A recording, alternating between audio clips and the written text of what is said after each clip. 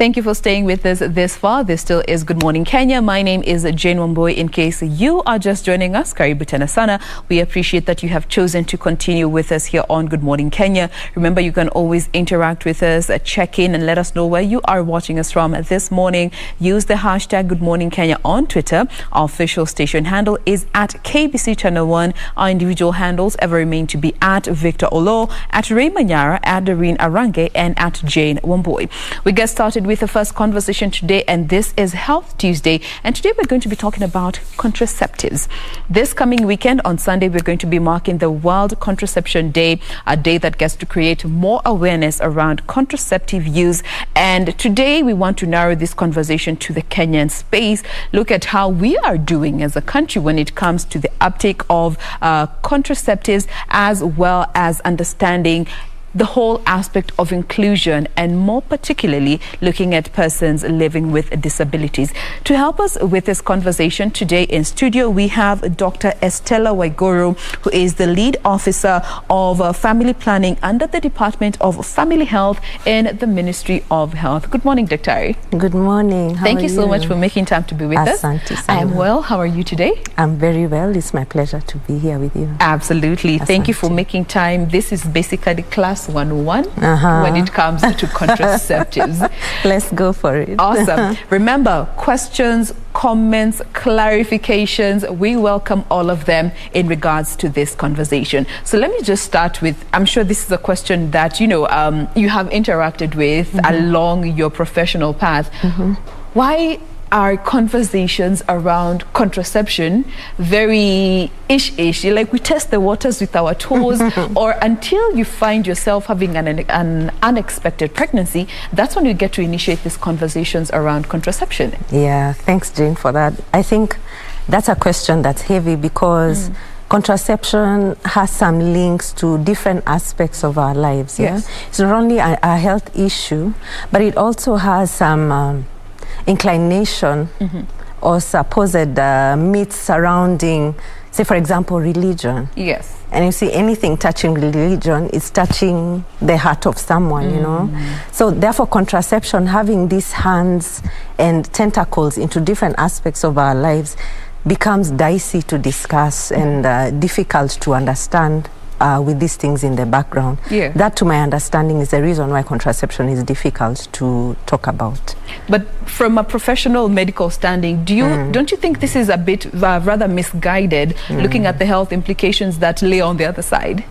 My friend, I cannot begin to tell you how much contraception is significant in the health of the family, the woman, and it has implications on the man too. Yes. You know, we can't leave him behind. So the woman, the children, the general family, and now the population as a whole will be affected by the use or not using contraception. To say that contraception is about ensuring that every child who comes into the family or comes to the lady, woman of reproductive age, is wanted. Now, when we are not using contraception, we are going to experience effects of, say, for example, pregnancies that may not have been planned for. Yes. Therefore, may bring complications. We may experience pregnancies to persons who may not necessarily be ready for them, psychologically and otherwise. Therefore, cutting this person off from ongoing processes that they should be continuing, Jane. So this is a conversation that we have to talk about, and I really appreciate KBC for having our conversation on contraception this morning. Trust me, I know that whole being taken out from what you considered normal and having to deal with an unexpected pregnancy. We always casually talk of how firstborn wengi, they're oops babies. And then after you have the oops baby, that's when you start having conversations around contraception. But now looking at this term contraception and contraceptives, what really does it encompass? What does it cover? What does it mean for the benefit of our viewer? So contraception is mainly for health practices, going to discuss about using medications or medical devices to, let's say, prevent pregnancy, prevent, yeah, in quotes, pregnancy, and this is voluntary. The lady has to agree to do it, and there is a male component too. And so the male also, before using any of the contraception available, has to agree to it. So that's the main reason for, or the definition of contraception. Contraceptives, all in line with planning for family, as the word family planning would suggest. For sure. All right. Now, when it comes to the options that are available in the Kenyan space, from what you have interacted with from a medical standing, how are we looking? What are the options that are available for both men and women when it comes to family planning and contraception? So thank you for that question. It's a good question, because if we know what's available, then we can be able to make an informed choice. Yeah.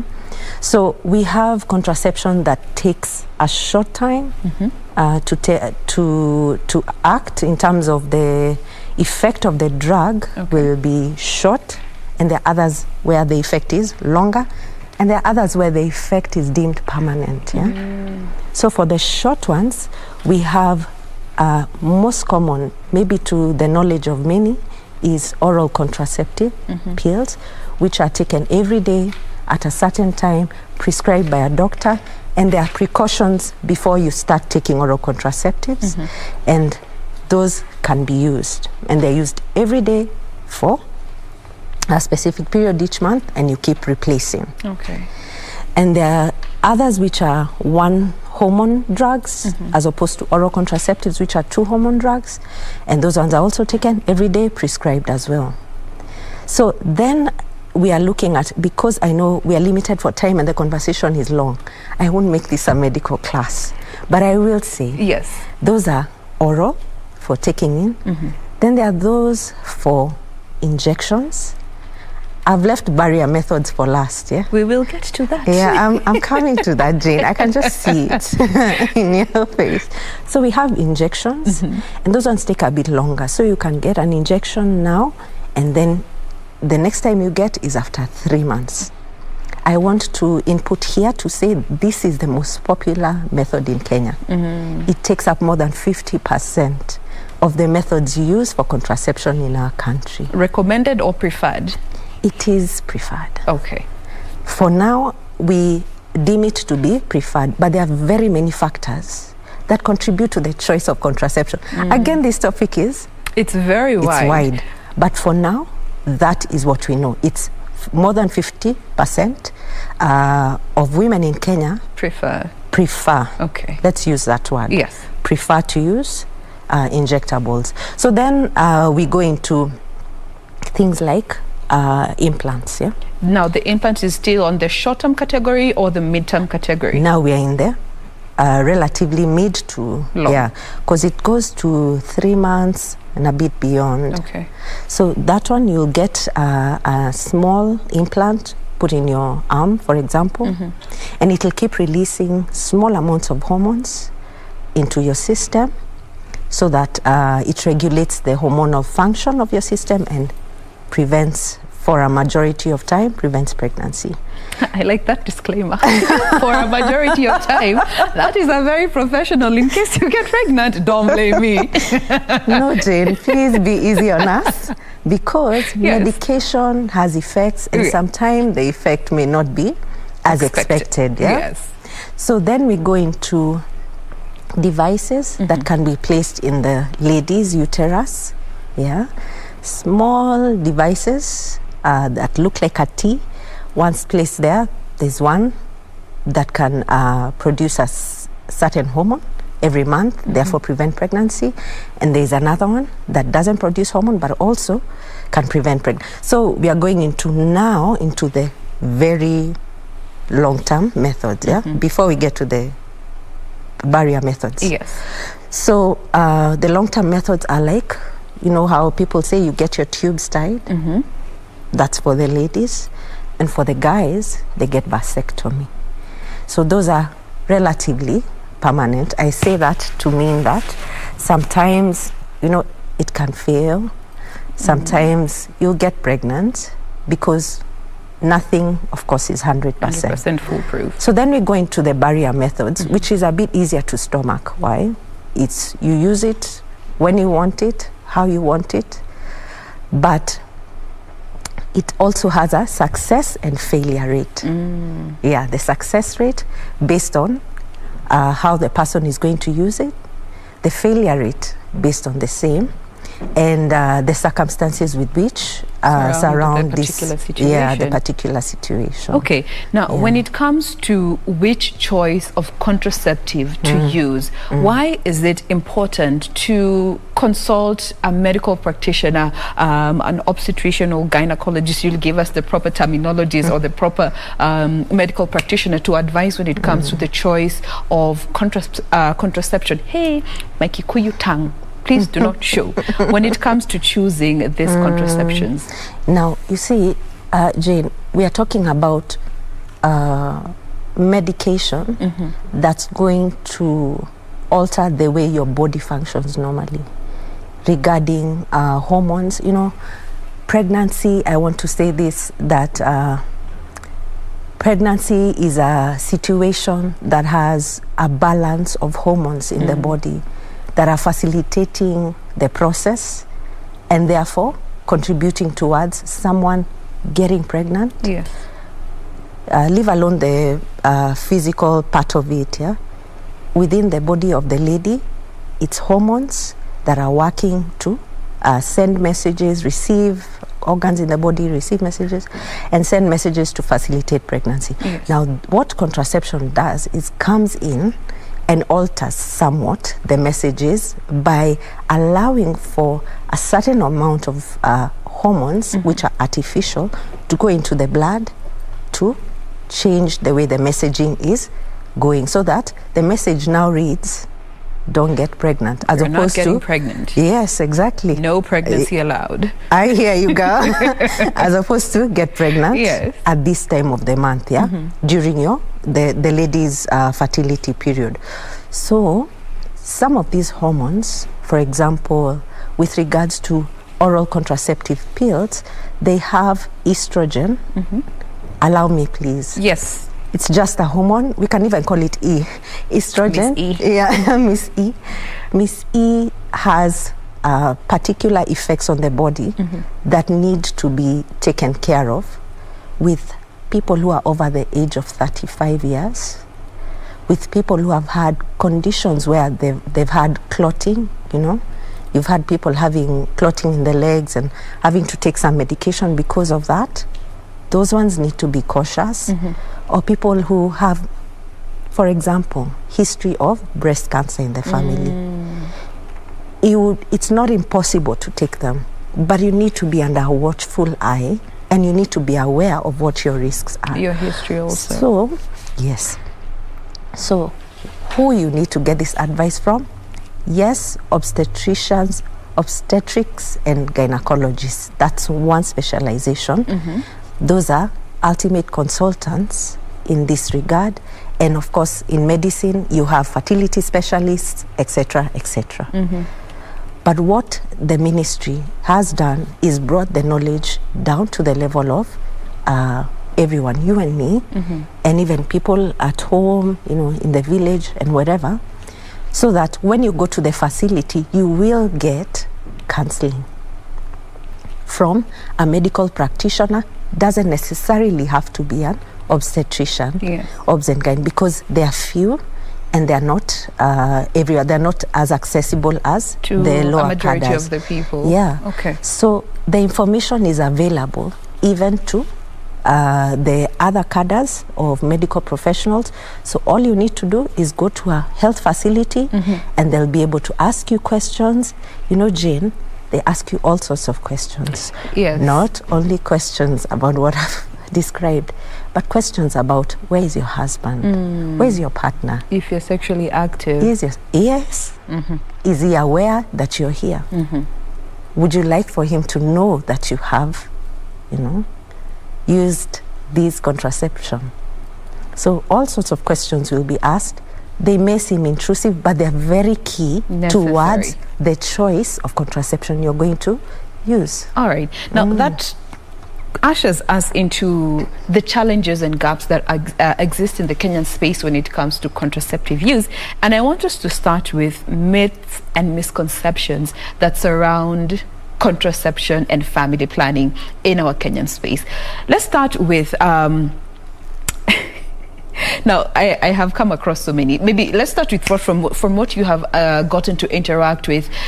What are some of the misguided myths that really deter people from, you know, taking up a form of family planning or contraception? Thank you, Jain, for that question. I think what I've interacted with on a one-on-one is that once you start contraception, something that, let's say, ladies really value is their monthly. The word to use is period. Their monthly period. That your monthly period will disappear and it will never come back. That's not true. It may alter in pattern, but it never disappears forever. Once you stop, it comes back. Okay? So that's one of the easier myths to manage. To deal with. Yeah. The other myth that we have to manage is that contraception is now into the religious aspect. It's evil. I will say that contraception is a science and it's based on practice and the results for which can be verified scientifically. So when we are talking about good and evil, I may not be in the religious arena, but I know that science really speaks of God's power over knowledge of the everyday. So other myths may include things like all contraception is what do you call this? Is carcinogenic. Not necessarily true. I've spoken about women who are prone to cancer, breast cancer, should take precaution when using oral contraception. Yeah. Other myths, maybe Jain, you have a few? No, there's one that to some extent it has some medical backing or science backing to it, but this is the concern around weight gain and weight loss for most women who take up the hormonal type of contraceptives. Maybe you could just clear the air around that.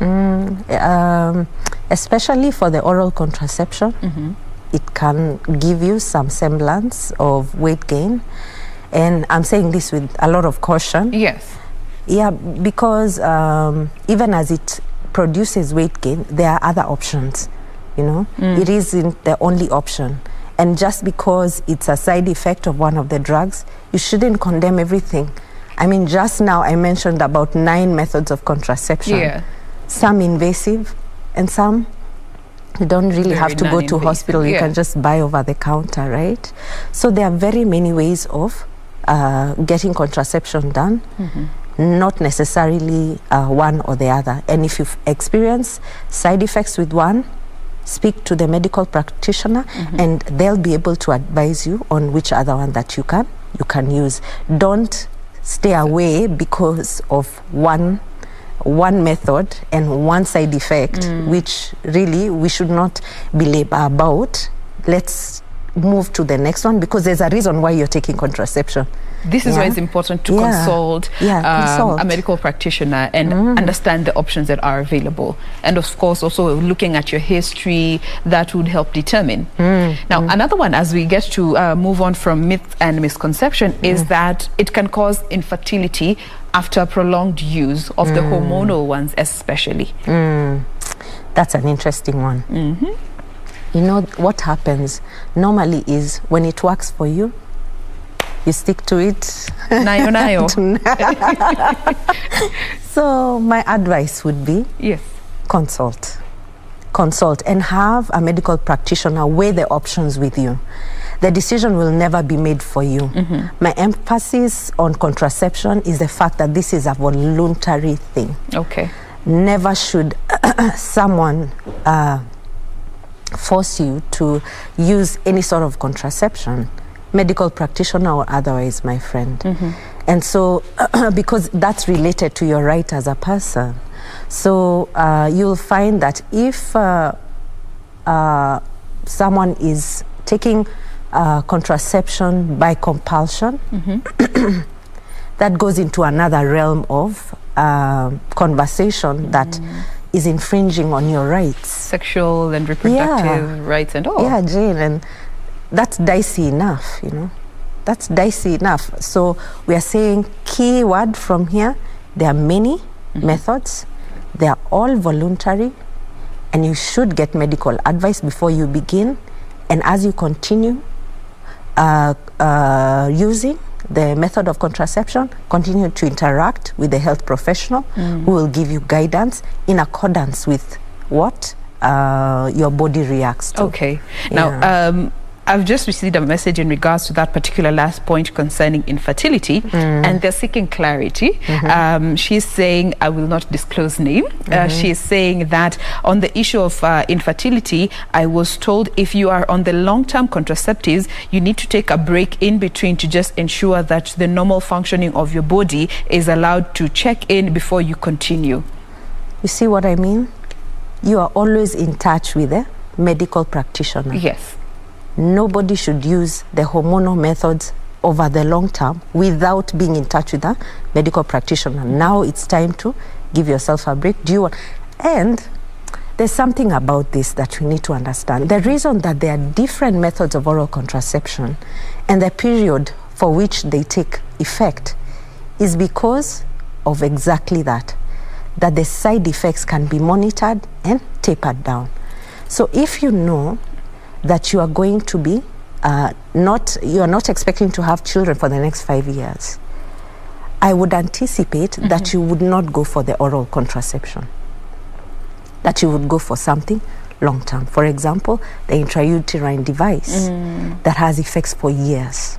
This is why each form has a certain timeline associated to it. Exactly. Okay. So that choice is informed to say that the oral ones, considering the side effects and the risk of pregnancy, I call it risk,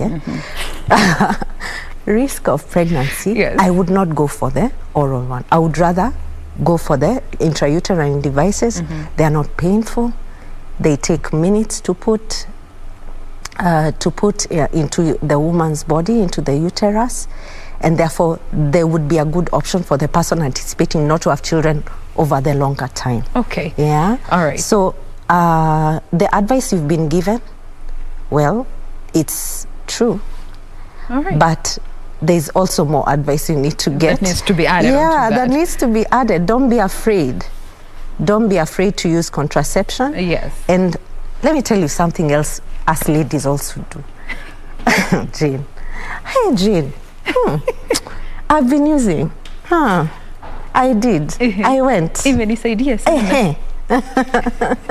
We get a lot of advice from one another. Yes. That's beautiful because it's a good consultation, and even in the spirit of mental health, it helps us ease off, any stresses that we may be having. But it may be biased. One, to the lady. Two, to the lady's circumstances, who is telling you these things, yeah? So it's important that we get the right advice at the right time, in the right place, and over the right professional. Exactly. All right. Yeah. Now, that moves us to the next challenge, and this is now in regards to the age factor. We are living in a time where we are seeing younger people, some getting pregnant, others openly engaging in sexual activity and disclosing this information. And there seems to be no guiding walls and boundaries around the age at which contraceptives are recommended. A while back, there was a lot of conversation around introducing contraceptives to the teenagers. One side of the divide saying you're encouraging promiscuity and early sexual activity, and the other side saying, listen, we're just helping them understand their sexuality and, pro-choice. The age factor. Debate.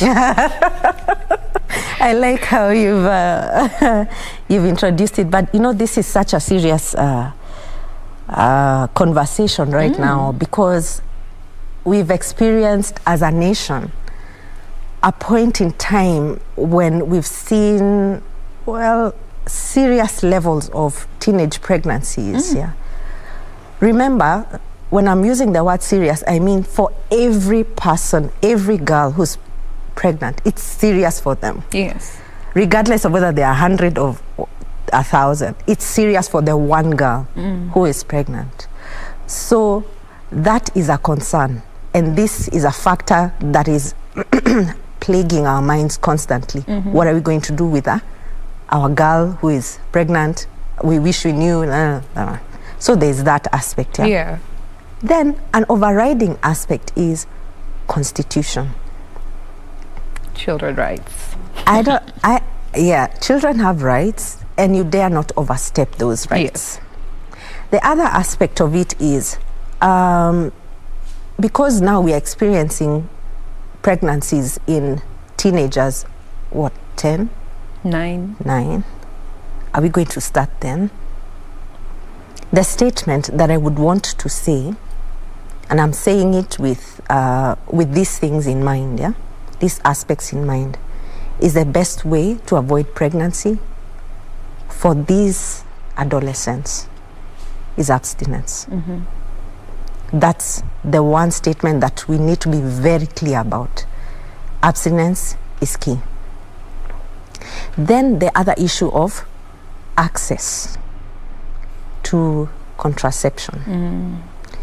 If this adolescent was to be brought by the mother to the facility to receive contraception, a lot of counseling will be done to the girl.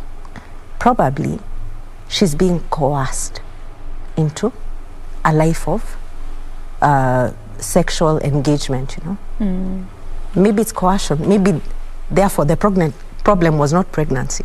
The problem was coercion. So let's address that.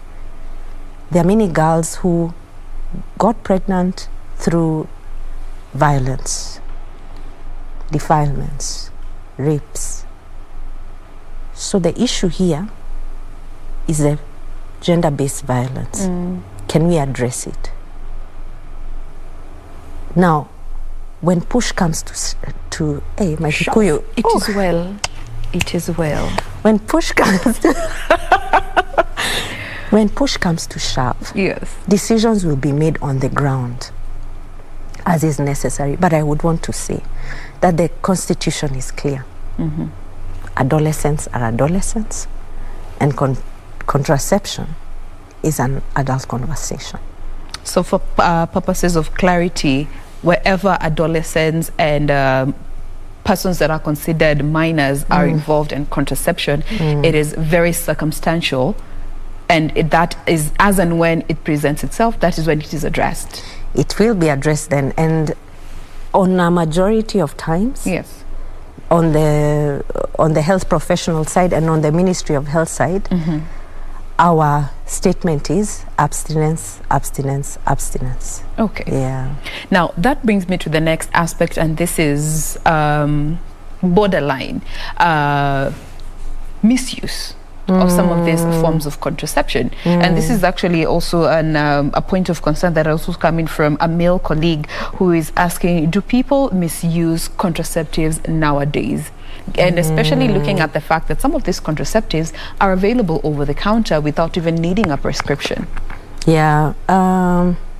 So I want to say that with regards to use of contraceptives, it's a systemic issue in terms of there are medications that are bought over the counter that shouldn't be bought over the counter. So that is an issue that has to be addressed. Then when it comes to like emergency contraception that people buy, they call morning after pill. The misuse is, I think, rampant. Yeah, and it shouldn't be. And so when we are addressing misuse, we should address it holistically. Okay. Yeah, because for every woman who goes to the health facility to be advised on contraception, they will be given the appropriate advice by the health worker who is skilled and who is trained on it. And because of that training, she will be able to use this contraception appropriately. Okay. But when it comes to decision making now, of the lady, yeah? As she's using the contraception, she's independent. She can decide, I'm using oral contraception and I don't feel like taking it today. Then you fall pregnant. You see, that's misuse. Because it was not meant to be used with you skipping days. That's misuse. Or, let me step into another dicey area with contraception. Yes, very briefly, due to the interest of time. I'm told we're almost out of time. Okay. I think I should just... When you get an implant for 3 years, I mean, for example, or you get a mechanism that you go to the health worker and say, this is my preference, I want an implant, and I will stay with it for the next so many years, yeah? And then you go home, then there's a story about a swelling that developed on someone. You come back 1 month later and say, remove. That's misuse. Okay. So let's be careful with how we are interacting with the contraception, and let's get the right advice before we even initiate the process. All right. Yeah. Now, just earlier on, you categorically indicated that contraception is mostly for the adult population. Yeah. And looking at this adult population, there's always this debate, should men be involved in the choice of contraception that a woman takes on? And this is for people that are in committed relationships or marriages specifically. All right. Looking at the male factor and the role of the man when it comes to the choice of contraceptives. Fortunately, I am a lady, and I will not speak to the choice that the man has to make, but I will speak to the choice that the woman has to make. Because she's the one, majority of times, who has to experience the use of contraception, she has to be very clear in her mind on what she wants. Yes. Now, as the husband or the partner comes into this conversation, it will be in form of, I want children, do not use contraception. That's one form of conversation. The other conversation is, I don't like the side effects that you're discussing, for example, weight gain, do not use, that kind of. So we are in a community. So of course men have to chime into the discussion of decision making. What I am saying is, let the decision be informed. But then also, men, you have to know that even you guys have a choice to using contraception. Because even male condoms are available. I'm not only talking about vasectomy as a permanent method of contraception. So we are both in this. It is a relationship. Let's both be informed about our choices. Unfortunately, some of our societies and communities may not be giving so much room for the lady to speak. All right. Now, as we draw this conversation to a close, looking at the fact that we will be celebrating the World Contraception Day, what is the message that you want our viewers to take on with them when it comes to conversations around accepting, or rather being open to talking about contraception and family planning, understanding the options available and knowing that access is there, and especially looking at what the ministry is hoping to do in line with all this? Okay, so this Sunday is the 26th of September, and every year on the 26th of September is the World Contraception Day. This year, our theme is about leaving no one behind, expanding access to contraception in the COVID-19 pandemic period and beyond. Why? In the COVID-19 pandemic period, the contraception use went down for reasons that I think we can deliberate and debate over. But more importantly is the leaving no one behind aspect, where we are seeing persons with disability, for example, and other vulnerable groups unable to access contraception. We are saying now the conversation should be that the access should be across board, equitable across board, and the ministry is, of course, putting into play a lot of measures to make sure that the methods of contraception are reaching everyone easier and faster, and with informed choice involved. Absolutely. Yeah. So when it comes to choosing a form of contraceptive that you want to take on for family planning matters, be sure to consult a physician, a medical physician, or an individual with medical professional background to be able to help you make an informed decision, so that you can, side effects abound. Hakuna dawa hainanga side effects. Looking at the benefits outweighing the demerits that may come along with it. So make sure that you consult before you get to choose any form of contraception that you want to take on moving forward.